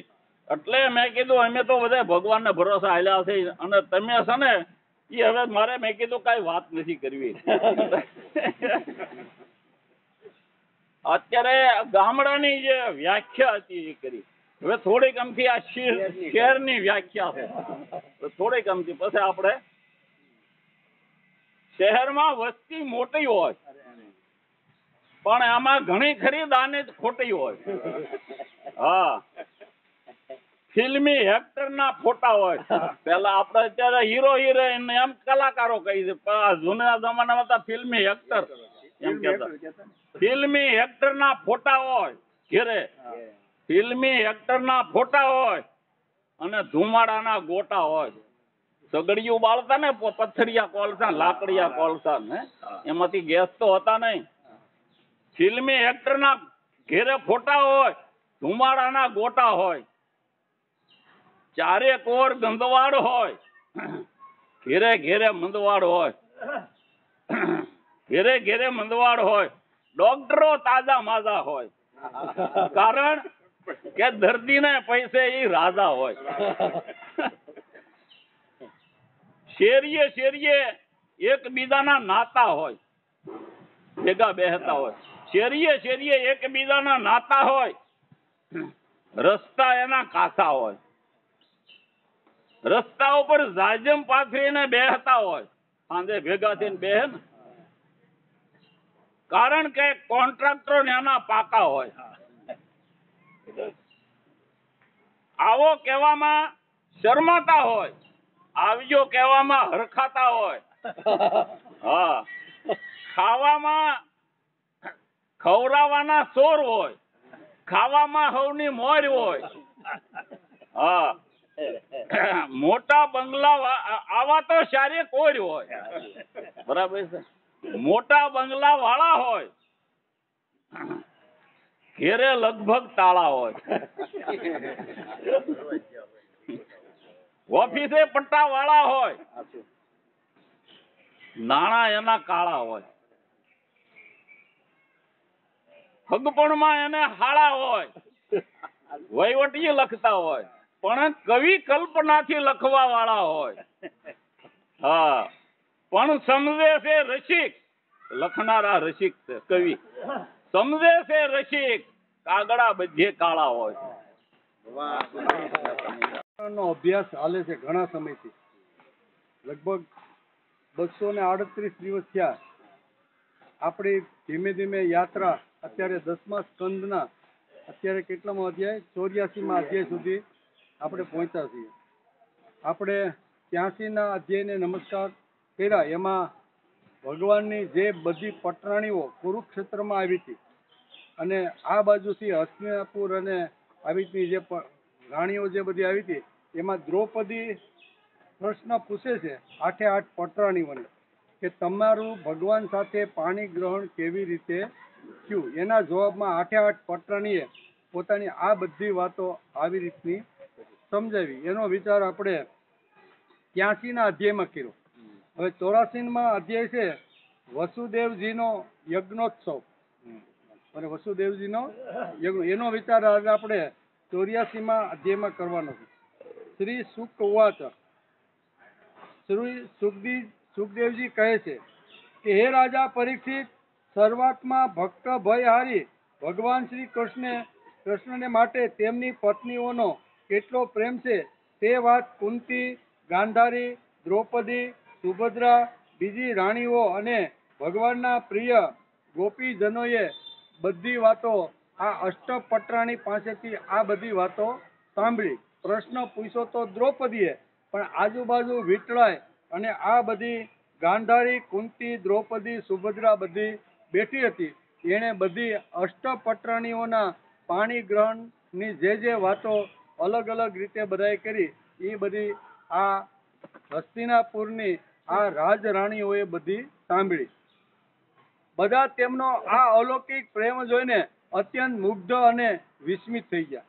આ 8 પટરાણીઓએ જે અલગ અલગ રીતે અમારું પાણી ગ્રહણ ભગવાન કૃષ્ણ સાથે કેવી રીતનું થયું ને, બરોબર ને, તો એ વાતો સાંભળી અને હસ્તિનાપુર થી આવેલી જે પટરાણીઓ હતી એ બધી વિસ્મિત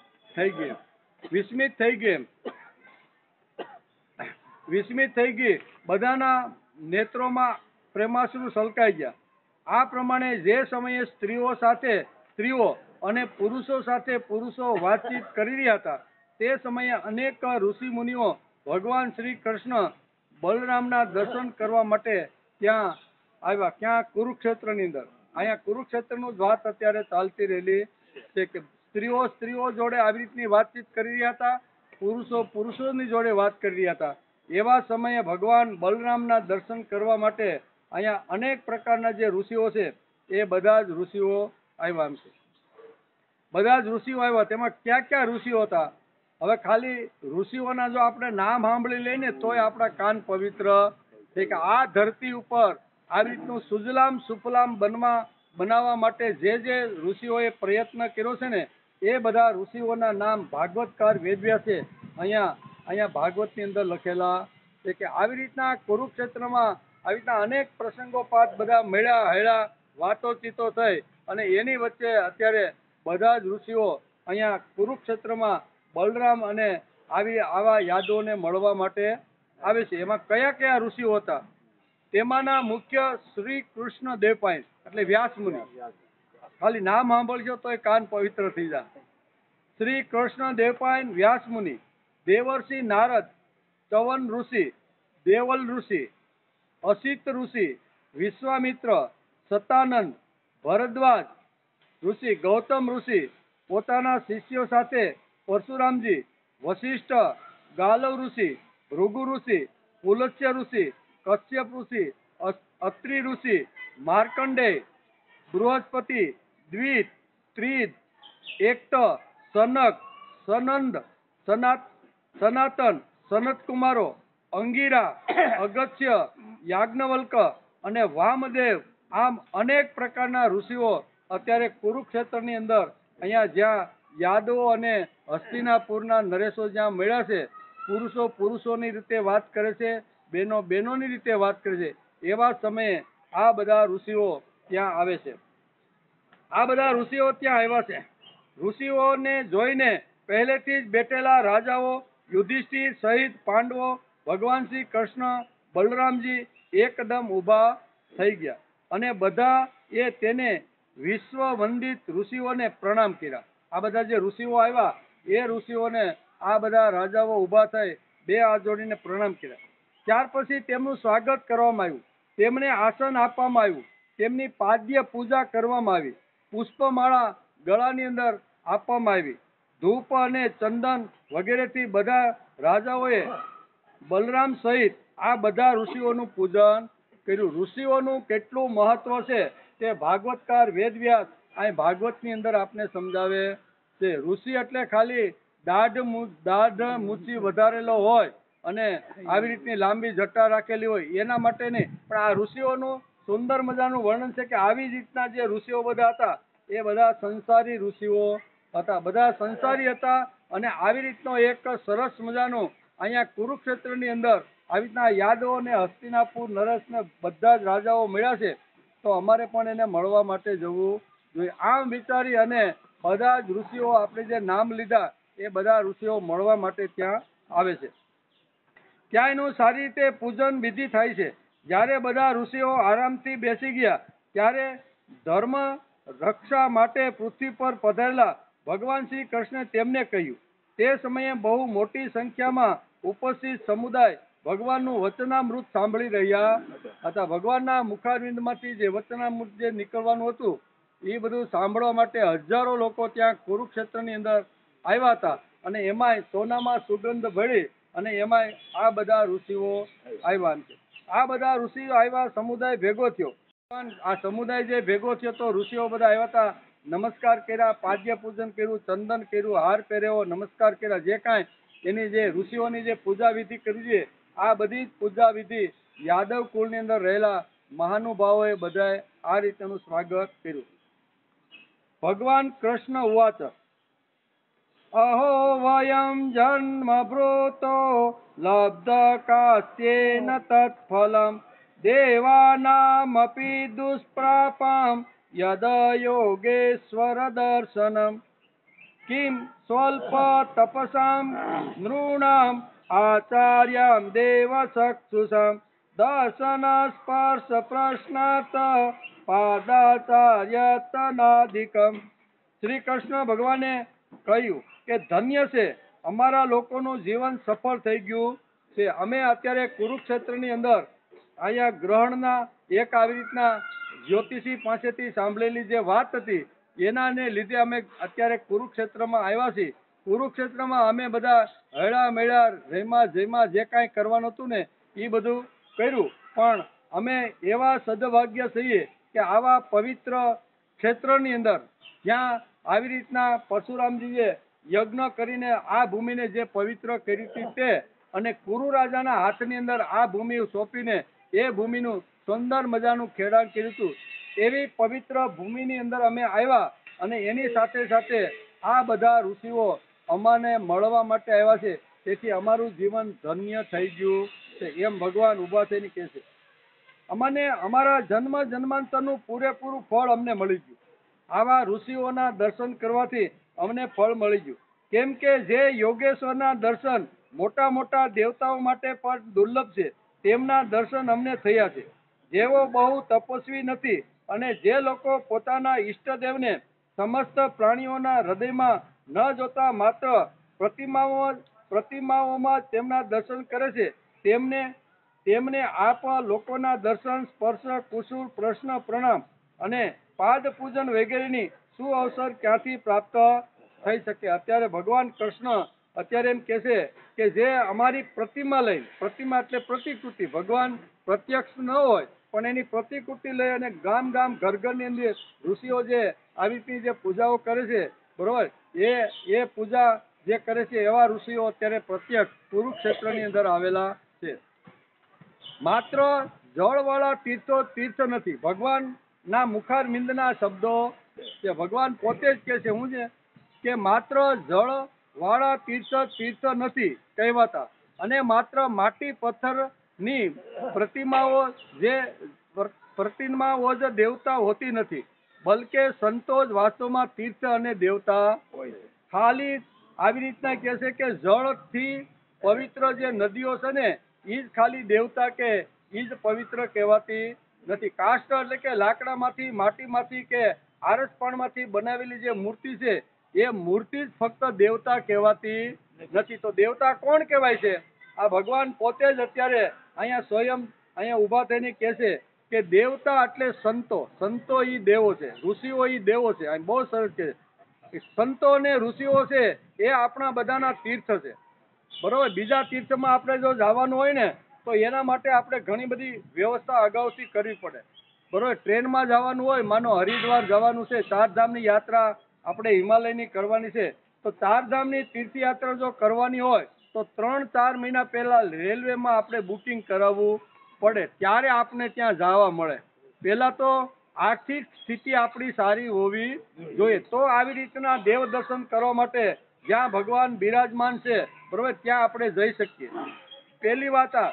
બીજી વાત, ત્યાં જવા માટે આપણું શરીર પણ તંદુરસ્ત અને હૃષ્ટપુષ્ટ હોવું જોઈએ, બરોબર. આપણે 13 કિલોમીટર જો હાલી અને કેદારનાથના જો દર્શન કરવા જવાના હોય, યમનોત્રીના દર્શન કરવા માટે જવાનું જો આપણે હોય ને તો એના માટે પણ 6-7 કિલોમીટર ચાલીને પણ જવું પડે. તેથી કહે છે કે અહીંયા યાત્રા કરવા માટે અથવા તીર્થમાં જવા માટે આવી રીતની વ્યવસ્થા કરવી પડે બધો, બરોબર. તો આવી રીતનો સંઘ પણ હોવો. જે 3 વાતો જો આપણી પાસે વ્યવસ્થિત હોય ને તો માણસ આવી રીતના પછી પાણીની યાત્રા, પાણી એટલે કે જલની યાત્રા, જલની યાત્રા એટલે ગંગા, યમુના, સરસ્વતી, એ પણ તીર્થ છે. એ તીર્થમાં જવા માટે પણ 3 વાતો માણસની પાસે પરિપક્વ હોવી જોઈએ. શરીર સારું હોવું જોઈએ, ધનની વ્યવસ્થા હોવી જોઈએ, સંઘ પણ સારો હોવો જોઈએ, તો માણસ સારી રીતે આવી રીતે યાત્રા કરીને આવે છે. એટલે કહેવાનો અર્થ કે અહીંયા ભગવાન કૃષ્ણ પોતે કહે છે કે ફક્ત જળવાળા તીર્થો તીર્થ નથી, ફક્ત કાષ્ટ, પથ્થર અથવા માટીમાંથી બનાવેલી મૂર્તિ તીર્થ નથી. તીર્થ કોણ છે? તો કે ઋષિઓ છે, સંતો છે, મહાપુરુષો છે, એ બધા આપણા હાલતા ચાલતા બધા તીર્થો છે. અને આ તીર્થો અત્યારે અહીંયા કુરુક્ષેત્રની અંદર આવા હજારો ઋષિઓ સામેથી અમને મળવા માટે આવ્યા છે. અમારે તીર્થમાં જવું પડ્યું નથી, પણ તીર્થ સામે ચાલીને અમારી પાસે આવ્યા છે. તેથી આપણે ખૂબ જ ભાગ્યશાળી છે. એમ કે છે કે આપણે ખૂબ જ બધા ભાગ્યશાળી છે કે લાંબા સમય સુધી આપણે ઘણો પ્રયત્ન કરી છે ત્યારે આપણે અમુક તીર્થમાં જવા મળે છે, પણ અહીંયા તો સામેથી ચાલી સંતો, મહાપુરુષો, ઋષિઓ તીર્થના રૂપની અંદર આપણી સામે આવ્યા છે, જે વાસ્તવમાં તીર્થ અને દેવતા છે. કેમ કે તીર્થ અને પ્રતિમાની તો લાંબા સમય સુધી સેવા કરવામાં આવે ત્યારે જ પવિત્ર કરે છે. લાંબા સમય સુધી, કોઈ 1 વર્ષ તપસ્યા કરે, કોઈ 2 વર્ષ કરે, કોઈ 12 વર્ષ કરે, ત્યારે એ પ્રતિમાની આવી રીતની પૂજા અથવા આવી રીતનું એની તપસ્યા કરે ત્યારે એમાંથી માંડ જો ભાગ્યમાં હોય અને નસીબ સારા હોય તો જ એ મૂર્તિમાંથી પ્રત્યક્ષ દર્શન થતા નથી, એટલે કે ત્યારે જ પવિત્ર કરે છે. પરંતુ સંતો, પુરુષો, મહાપુરુષો ને ઋષિઓ તો દર્શન માત્રથી માણસ કૃતાર્થ થઈ જાય, પવિત્ર થઈ જાય. સંતોના દર્શન કરે, ઋષિઓના દર્શન કરે, મહાપુરુષનું સાનિધ્ય મળે તો માણસ પરબારો જ પવિત્ર થઈ જાય છે. જે જેના માટે ઘસાય તે તેના માટે પવિત્ર, આવું આપણા શાસ્ત્રનું લખાણ છે. જે જેના માટે ઘસાય તે તેના માટે પવિત્ર. તો ઋષિઓ જે છે, સંતો છે, ભગવાનના કાર્ય માટે, ભગવાનના વિચારો માટે, ભગવાનની સૃષ્ટિ જે બનાવેલી છે એ સુંદર કેમ રહે, સારી કેમ રહે, સ્વસ્થ કેમ રહે, ગંદી ન થાય, એના માટે રાત દિવસ જેની સાંકળી ખટખટ કરી અને સમાજમાં જે ફરે છે ને એ સાંકળી અને એ શરીર અમારા માટે પવિત્ર છે. તો ઋષિઓ ને સંતો શું કરતા હતા એમાં ભગવાન કહે છે કે ઋષિઓ સમાજના અંતિમ, જે ભગવાને જે આખી જે સૃષ્ટિ જે બનાવેલી છે એ સૃષ્ટિ ગંદી ન થાય, એ સૃષ્ટિ દુર્ગંધ ન મારે, એ સૃષ્ટિની અંદર કચરો આવી રીતનો ન થાય, એના માટે ઋષિઓ અને સંતો ને મહાપુરુષો રાત દિવસ ફરી અને સમાજના અંતિમ માણસ સુધી આવી રીતના વિચારો પહોંચાડી અને સૃષ્ટિને સુંદર નંદનવન બનાવવાનો ઋષિઓ પ્રયત્ન કરતા હતા. તેથી ઋષિઓ અમારા માટે સર્વસ્વ છે એમ ભગવાન અત્યારે કહે છે કે કોઈ પણ તીર્થમાં જવાનું હોય તો આ 3 વાતો હોવી જોઈએ. અહીંયા તો 3 વાતો વગર પણ આજે અમે તીર્થમાં સ્નાન કરી રહ્યા છીએ. એમ સામે બેઠેલો જે અસંખ્ય લોકો કુરુક્ષેત્રની અંદર જે બધા આવ્યા છે એમાં ભગવાન ઊભા થઈ ઋષિઓને જોયા, પાદ્ય પૂજન કર્યું, પૂજા કરી, નમસ્કાર કરી અને પછી ઊભા થઈને અત્યારે અહીંયા તીર્થનું, સંતોનું, ઋષિઓનું અને મહાપુરુષોનું અહીંયા કેવી રીતનું છે એ બધું અહીંયા સમજાવે છે. અગ્નિ, સૂર્ય, ચંદ્રમા, તારા, પૃથ્વી, જલ, આકાશ, વાયુ, વાણી અને મનના અધિષ્ઠાતા દેવતા ઉપાસના કરવા છતાં પણ પાપનો સંપૂર્ણ નાશ કરી શકતા નથી. આ બધા સંપૂર્ણ નાશ કરી શકે નહીં, થોડું ઘણું તો રહી જાય છે. કારણ કે તેમની ઉપાસનાથી ભેદ બુદ્ધિનો નાશ થતો નથી. તે તો વિશેષ રૂપે બધે છે. પરંતુ જો ઘડી બે ઘડી પણ જ્ઞાની મહાપુરુષો, સંતો અને ઋષિઓની સેવા કરવામાં આવે તો તેઓ સંપૂર્ણ પાપનો નાશ કરી દે છે. અહીંયા બધી જ વાત કરી, તારા છે, પૃથ્વી છે, જળ છે, આકાશ છે, એ માણસને સંપૂર્ણ એના પાપનો નાશ કરી દેતો નથી. થોડું ઘણું તો રહી જાય છે, પણ ભગવાન બીજા શ્લોકની અંદર કહે છે કે આવી રીતના જે મહાપુરુષો છે, જે ઋષિઓ છે, જે આચાર્યોને જે આવી રીતના જે છે ને એના દર્શન માત્રથી ઘડી બે ઘડી પણ જ્ઞાની પુરુષોની સેવા કરવામાં આવે તો તેઓ સંપૂર્ણ પાપનો નાશ કરી દે છે. કેમ કે તેઓ ભેદ બુદ્ધિના વિનાશક છે અને હાલતી ચાલતી આવી રીતની જ્ઞાન કોશની પીઠ છે. આમ ભગવાન પોતે જ પોતાના મુખારવિંદમાંથી હાલતી ચાલતી જ્ઞાન કોશ કોણ છે તો કે ઋષિઓ છે. એ તીર્થ છે આપણું, અને તેથી જ ભગવાન અહીંયા ઋષિઓનું મહત્વ સમજાવે છે, સંતોનું મહત્વ સમજાવે છે. મહાપુરુષ કોને કહેવાય તો કે મહાપુરુષ આને કહેવાય કે હજારો લોકોના જીવનની અંદર જે કાંઈ કચરો છે, જે કાંઈ મેલ છે, જે કાંઈ અજ્ઞાન છે એ બધું દૂર ફેંકી અને ઘરે ઘરે જઈને એને પવિત્ર કરવાનો પ્રયત્ન કરે છે. એટલે એ જે પવિત્ર કરનાર જે પુરુષ આ પવિત્ર ક્ષેત્રમાં આવે છે તે અમારા માટે પવિત્ર જ છે. આમ ભગવાન આવી મેદનીની અંદર, જાહેરની અંદર આ બધા યાદો અને અહીંયા હસ્તિનાપુરથી આવેલા અનેક પ્રકારના જે રાજાઓ છે એની સામે ભગવાન અત્યારે ઊભા થઈને આ વાત કહે છે, આ વાત સમજાવે છે. મહાત્માઓ અને સભાસદો કે શું કે હે મહાત્માઓ અને હે સભાસદો, જે મનુષ્ય વાત, પિત્ત અને કફ એ 3 ધાતુઓથી બનેલા આ સવતુલ્ય શરીરને જ આત્મા પોતાને હું, પત્ની, પુત્ર વગેરે જ પોતાના અને માટી, પથ્થર, લાકડા વગેરેના પાર્થિવ વિકારોને જ ઈષ્ટદેવ માને છે.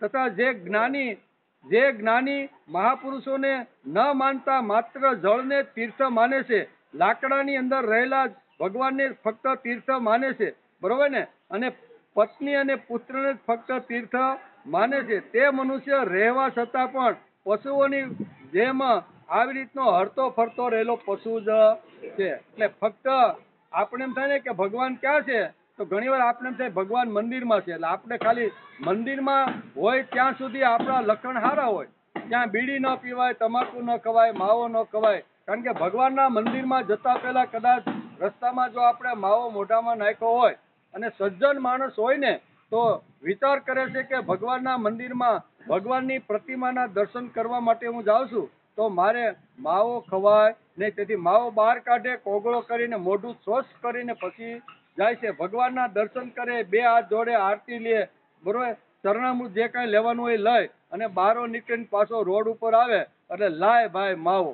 એટલે એનો અર્થ શું થયો કે ભગવાન ફક્ત મંદિરમાં છે, ભગવાન બીજે ક્યાંય દેખાતો નથી. ભગવાન એની સામે ટકોર કરે છે કે ખાલી લાકડાની પ્રતિમા હોય, માટીની પ્રતિમા હોય, આરસપાણની પ્રતિમા હોય કે જળ ને તીર્થ માનતા હોય તો એ એટલા પૂરતું એ તીર્થ નથી. એના કરતા પણ વિશેષ તીર્થ એ છે કે આવા સંતો છે, મહાપુરુષ છે, હાલતી ચાલતી આવી રીતે જ્ઞાન કોષની જે આવી રીતે જે છે એ બધી આપણા માટે તીર્થો છે. તેથી ભગવાન ફક્ત મંદિરમાં નથી, ભગવાન ફક્ત કાષ્ટ એટલે કે શું કહેવાય લાકડાની મૂર્તિમાં નથી, ભગવાન ખાલી આરસપાણની પથ્થરમાં નથી, તો ભગવાન ક્યાં છે તો કે ભગવાન હાલતા ચાલતા આવી રીતના જ્ઞાની જે પુરુષો છે સમાજની અંદર કોઈ પણ પ્રકારની અપેક્ષા રાખ્યા વગર મળેલી શક્તિ, મળેલી બુદ્ધિ અને મળેલી જે ઇન્દ્રિયો છે એ બધી ઇન્દ્રિયોનો પ્રવાહ પ્રભુ તરફ વાળી અને ભગવાન એટલે કે સુજલામ સુફલામ બનાવવાનો જે ધરતીને પ્રયત્ન કરે છે, આ બધા મહાપુરુષો તીર્થો છે. એમ ભગવાન જઈને જરીક આ અધ્યાય વાંચી લેજો કે ભગવાનના મુખારવિંદમાંથી નીકળેલા આ શબ્દો છે, આ કાંઈ આપણા પ્રાઇવેટ શબ્દો નથી. હજારો વર્ષ પહેલા ભાગવતની અંદર ભગવાને અહીંયા વેદ વ્યાસની કલમની અંદર આ શબ્દો મૂકી દીધા છે. સુખદેવજી મહારાજ કહે છે કે હે રાજા પરીક્ષિત, ભગવાન શ્રી કૃષ્ણ અખંડ જ્ઞાન સંપન્ન છે. તેમનું આ અકળ ગુઢ ભાષણ સાંભળીને બધા ઋષિ મુનિઓની બુદ્ધિ ભ્રમિત થઈ ગઈ કે અમારા વિશે આ બધું બોલે છે, અને ઋષિ મુનિઓને તો ભ્રમિત થઈ ગયા. કારણ કે ઋષિ મુનિઓ જ આપણી હાલતી ચાલતી જંગમ તીર્થશાળા છે એવું ભગવાને પહેલા શ્લોકની અંદર કહી દીધું કે કાષ્ટમાં નથી, જે પથ્થરની મૂર્તિમાં નથી, માટીની મૂર્તિમાં નથી, કે જળાશયમાં જે ભગવાન નથી ને એના કરતા વિશેષ ભગવાન હાલતી ચાલતી સંતો, મહાપુરુષો અને ઋષિઓના જીવનની અંદર જોવા મળે છે. આમ ભગવાને પહેલા જ કહી દીધું. તેથી આ ભગવાનનું ભાષણ અથવા ભગવાનનું પ્રવચન સાંભળી અને બધા જ ઋષિઓ એક વાત દિગ્મૂઢ થઈએ કે આ ભગવાન બોલે છે, અમારા માટે શું બોલે છે, અમે ખરેખર એવા છીએ કે કેમ. આ બધી વાતો કે છે કે હે રાજા પરીક્ષિત, ભગવાન શ્રી કૃષ્ણ અખંડ જ્ઞાન સંપન્ન છે. તેમનું આ અકળ ગુઢ ભાષણ સાંભળીને બધા જ ઋષિમુનિઓની બુદ્ધિ ભ્રમિત થઈ જવાથી ચૂપ થઈ ગયા. તેમની બુદ્ધિ ચક્રામાં ચડી ગઈ કે અમારું વર્ણન એને કર્યું, અમે ક્યાં એવા તીર્થ કે પવિત્ર છીએ, પણ અમારું જ વર્ણન અત્યારે ભગવાને કર્યું છે. તેથી બધા દિગ્મૂઢ થઈ ગયા. તેમણે બહુ વિચાર કરીને એવો નિશ્ચય કર્યો કે ભગવાન સર્વેશ્વર હોવા છતાં પણ જે આ પ્રમાણે સામાન્ય કર્મ પરતંત્ર જીવની જેમ વ્યવહાર કરી રહ્યા છે, બરોબર, આટલા જે ઉત્પત્તિ સ્થિતિ અને લય કરાળો છે એ સામાન્ય ઊભા થઈ ભાષણની અંદર અમારા જેવા લોકોને આવી રીતનો ઉત્સાહ આપી રહ્યા છે. એટલે કે આ ઉત્સાહ આપી રહ્યા છે, સામાન્ય લોકોને પણ ઉત્સાહ આપીને એ વ્યવહાર કરી રહ્યા છે. એ માત્ર લોક સંગ્રહ માટે છે એવું સમજીને તેઓ હસતા હતા. જગત ગુરુ ભગવાન શ્રી કૃષ્ણને આ પ્રમાણે કહેવા લાગ્યા. દિગ્મૂઢ થઈ ગયેલા ભગવાનના વિચારો સાંભળ્યા કે હાલતું ચાલતું જંગમ તીર્થ આપણી પાસે અત્યારે ચવન ઋષિ છે, અત્યારે ઘણા બધા અત્રી છે, બધા જે ઋષિઓ આવ્યા છે ને એ બધા આપણા માટે પવિત્ર તીર્થો છે. આવું ભગવાને પ્રથમ ભાષણની અંદર કીધું. આ બધી વાતો સાંભળી અને ઋષિઓ દિગ્મૂઢ થઈ ગયા. ઋષિઓને વિચાર આવે છે કે જેણે આ જગતને ઉત્પન્ન કર્યું છે, જે આ જગતને સંભાળે છે અને જરૂર પડે તો આ જગતનો વિનાશ કરવા વાળો જે ભગવાન છે એ સામાન્ય માણસ થઈ અને અમારા જેવા આવી રીતના સામાન્ય લોકોનું આટલું મોટું બહુમાન, આટલી મોટી આવી રીતની જે વાત કરે છે એ યોગ્ય નથી. એમ કરી અને એમાંથી ઘણા મુનિઓ જ્ઞાની હતા, તત્વજ્ઞાની હતા, એમાંથી એક મુનિ ઊભા થઈ અને સુંદર મજાનું ભગવાને જે એનું વર્ણન કર્યું છે એના જવાબની અંદર મુનિઓ ભગવાનને કહે છે, પણ આપણો ટાઈમ પૂરો થઈ ગયો છે. એટલે આપણે મુનિઓ અથવા ઋષિઓ ભગવાનને શું કહે છે, ઘણી બધી સરસ વાતો ઋષિઓએ ભગવાનના માટે કીધી છે, પણ આપણો ટાઈમ પૂરો થઈ ગયો છે. આપણે પાછા સોમવારે આવશું. શનિ રવિ 2 દિવસ રજા. સોમવારે આપણે આવશું ત્યારે મુનિઓએ ભગવાનને જે વાત કીધી એનો વિચાર આપણે સોમવારે કરશું.